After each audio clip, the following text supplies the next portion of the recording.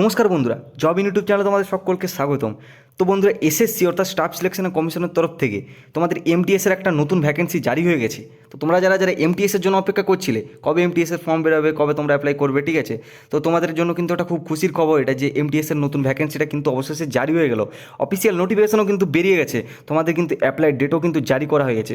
তো ভ্যাকেন্সি কত থাকবে, পোস্ট কেমন থাকবে, তোমাদের এডুকেশন কোয়ালিফিকেশন কত চা হবে, সমস্তটাই কিন্তু আজকে এই ভিডিওটিতে আমি বিস্তৃত আলোচনা করব। তো তোমরা অবশ্যই মনোযোগ সহকারে পুরো ভিডিওটি দেখো। আশা করছি এই ভিডিওটি থেকে তোমরা কিন্তু অবশ্যই অনেকটাই হেল্প পাবে, ঠিক আছে। তো চলার পর দেখে নেওয়া যাক এখানে ভ্যাকেন্সি কত থাকবে।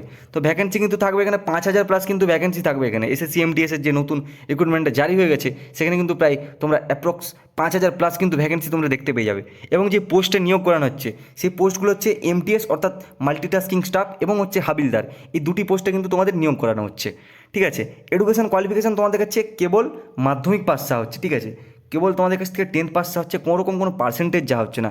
কেবল তোমরা যদি 10th পাস করে থাকো তাহলে কিন্তু তোমরা এখানে আবেদন করতে পারবে।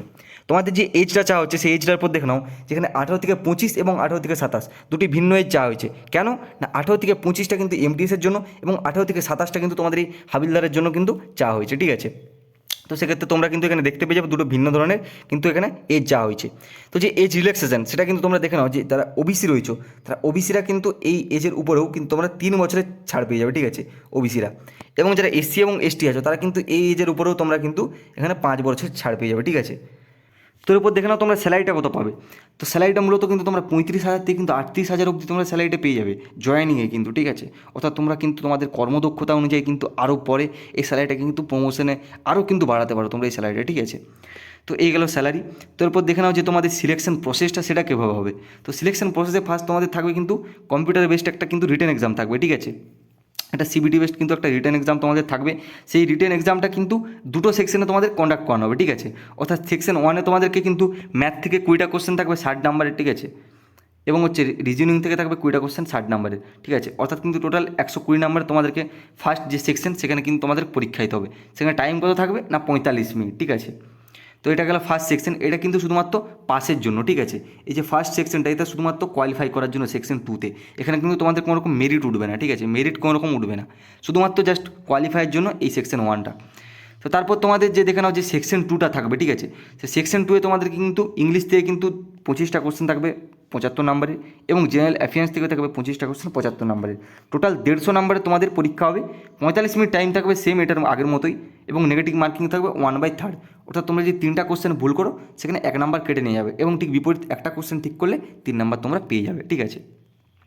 তো সেকশন 1 এবং সেকশন 2 এই দুটো কিন্তু এক্সাম প্রসিডিওর কমপ্লিট হয়ে যাওয়ার পরেই তোমাদের কিন্তু হবে পিইটি বা পিএসটি, যে তোমাদের ফিজিক্যাল টেস্ট রয়েছে, ঠিক আছে। তো সেই ফিজিক্যালটা কিন্তু তোমাদের কন্ডাক্ট করে নেওয়া হবে এই তোমরা এক্সামটাই পাস করে গেলে, ঠিক আছে।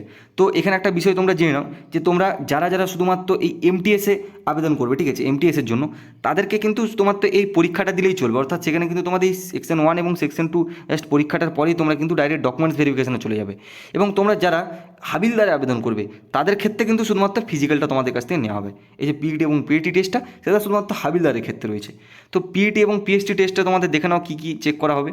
তো সেখানে কিন্তু তোমাদের ফার্স্ট হাইট মেল এবং ফিমেলদের জন্য দেখা হচ্ছে যে হাইট তোমার মেলদের জন্য লাগবে 157.5 সেমি, এবং চেস্ট তোমাদের লাগবে 81 সেমি এবং 5 সেমি ফুল হতে হবে, ঠিক আছে, 86 করতে হবে ফুলিয়ে। এবং রানটা তোমাদের দেখে নাও মেলদের জন্য রান কিন্তু 1600 মিটার থাকবে তোমাদের 15 মিনিটে। অর্থাৎ এটাকে রানের মধ্যে ফেলাই চলে না, ঠিক আছে। এটা একদম সহজ একটা রান, ঠিক আছে। তোমরা কিন্তু চোখ মুজে হেঁটে হেঁটে কিন্তু অন্ধের মতো পেরিয়ে যেতে পারবে এই রানটা 1600 মিটার 15 মিনিটে।